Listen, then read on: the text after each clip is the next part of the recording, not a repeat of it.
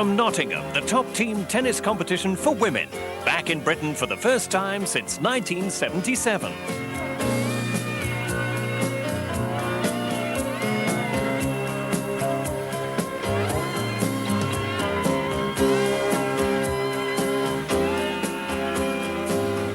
Live coverage of the Federation Cup from the City of Nottingham Tennis Centre begins Wednesday at 1:35 on BBC2.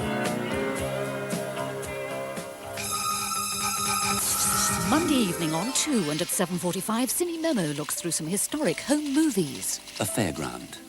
Filmed at the beginning of the century by Julius Neubrunner, a pharmacist at Kronberg near Frankfurt. At 8:30, different drummer. For two nuns, convent life exposed what was for them a moral dilemma. We believe in the right to dissent. A Catholic who is convinced that her conscience is correct must follow the dictates of conscience rather than the teaching of the hierarchy.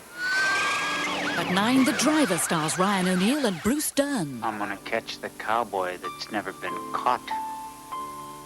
Cowboy Desperado. Monday evening on BBC2.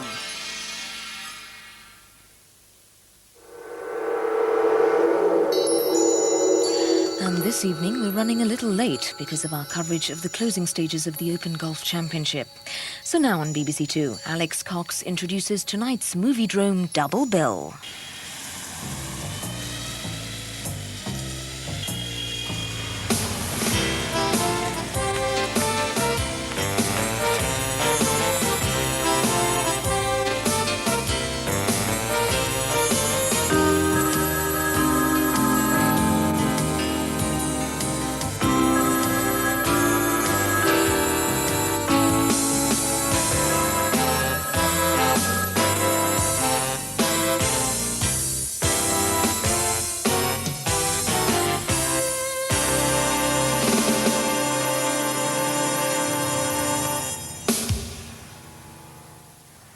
The Duelists was directed by Ridley Scott in 1977. It's the story of two French hussars who engage in a series of affairs of honor at the beginning of the 19th century. It was produced by David Putnam, the man the Reader's Digest called the father of British cinema. So naturally it stars two Americans, Keith Carradine and Harvey Keitel, in the principal roles. It's great to look at, as you might expect, for Scott, here directing his first feature film, was one of the so-called Renaissance directors, a group of British TV commercial chaps who moved to Hollywood in the late 70s to make feature films.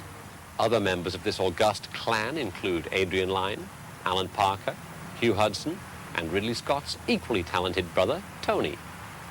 It's a little unfair to poke fun at the Renaissance gang.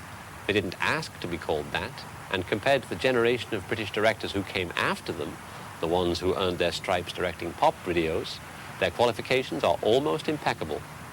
Plus, let's face it, audiences like films like Flashdance and Mississippi Burning, which look like Hovis commercials or Billy Joel promos.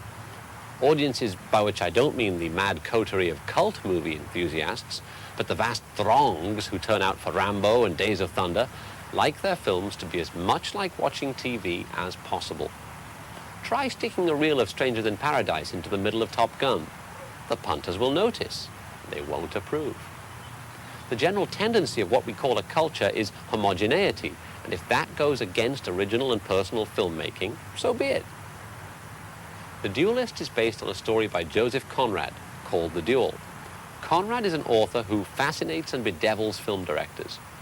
Orson Welles came to Hollywood determined to make a film version of Conrad's Nostromo, but was frustrated by delays and ended up doing Citizen Kane instead.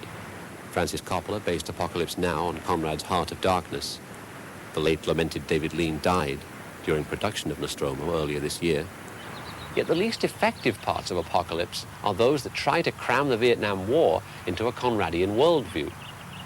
The story of the Duelists works pretty well. The script was by Gerald Vaughan Hughes, the production design by Peter Hampton, and the sound recording by Hugh Strain are both very good. But in the end, it's an unengaging film, made according to a reliable formula. Get a couple of American movie actors for your leads, mix them up with a bunch of English character actors, boil and serve.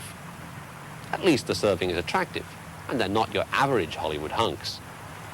And if you sort of squint, you can imagine you're watching the outtakes from Barry Lyndon.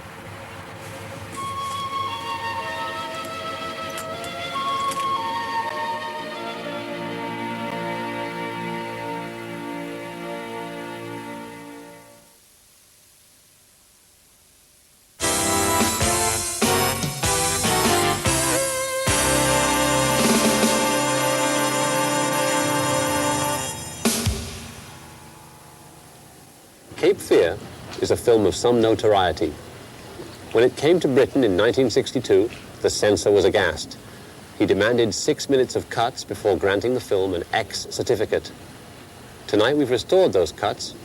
Prepare to be corrupted. The problem wasn't with anything that happened on screen, so much as with the character played by Robert Mitchum, Max Cady. Cady is a sex offender who turns up in a small Florida town and proceeds to terrorize the local barrister, played by Gregory Peck, his wife, Polly Bergen, and their 12-year-old daughter, who wears a push-up bra. Cape Fear has a very obvious screenplay which lays the plot out clearly every chance it gets. It's very modern in that respect, modern in its banality and inability to leave anything to the imagination.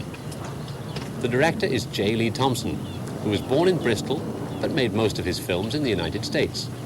He too is a straightforward bread and margarine director, best known for the Guns of Navarone and Charles Bronson and Chuck Norris epics. What's best about Cape Fear is its performances. The supporting cast, particularly Telly Savalas with hair and Martin Balsam, are very good. Peck and Mitchum are just great. Peck never fails to deliver the goods, always communicating a sense of decency, bewilderment, anger, and deep frustration. Recently, he played the writer Ambrose Bierce in The Dreadful Old Gringo. He was the only good thing in the film. Max Cady may be Mitchum's basest and best performance. He plays it cool, sexy, smart, and really evil. It's the sincerity of Peck's and Mitchum's performances that make Cape Fear a good film. Cape Fear made a sizable impact on the minds of certain film directors. Nicholas Roeg filled his picture Track 29 with references to it, even beginning with a shot of the Cape Fear Bridge. And Martin Scorsese has just remade it in the Florida Everglades, with De Niro in the Mitchum role, Nick Nolte as Gregory Peck, and Jessica Lange as Polly Bergen. Mitchum, Balsam, and Savalas all make cameo appearances in this Scorsese movie, which is that director's first foray into CinemaScope. Apparently the music in the Scorsese version is the original score by Bernard Herrmann. In the end, Cape Fear doesn't entirely work. Florida is one of the most brutal police states in the USA, and if a man like Max Cady were really to show up and start threatening the public prosecutor, he wouldn't be around for very long. But the American cinema likes to pursue this fiction that all a crook has to do is hire himself a lawyer and the copper's hands are tied.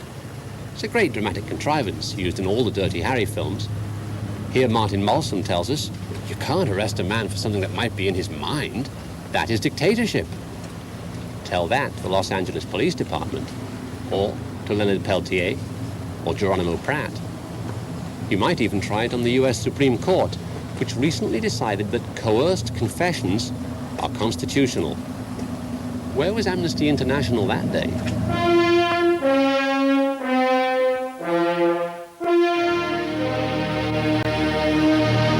Next week, gay man married to nymphomaniac. Sparks fly, music plays in Ken Russell's The Music Lovers.